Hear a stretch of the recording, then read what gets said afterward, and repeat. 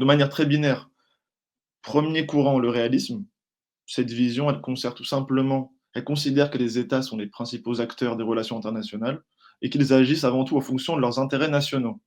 Donc en fait, quand on dit intérêts nationaux, on parle directement de 2 choses, la puissance et le rapport de force, qui Ouais, sont au cœur de cette approche. Voilà.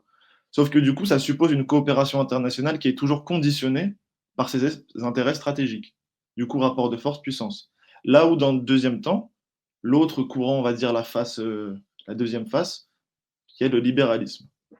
Bon, c'est un mot, encore une fois, qui a été dénaturé, qui est utilisé dans plein de disciplines, mais en ouais, relations internationales, il met l'accent sur la coopération entre les États et surtout le rôle du multilatéralisme.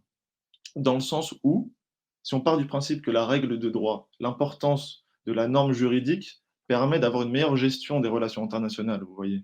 Donc elle ouais, suppose des interdépendances, et qu'elles soient économiques, diplomatiques, mais en tout cas, elles permettent d'éviter l'apparition de conflits et favorisent la stabilité. Voilà, donc ces deux visions, on va dire, vraiment opposées, le réalisme et le libéralisme, mais elles ne sont pas exclusives, évidemment, il y en a d'autres.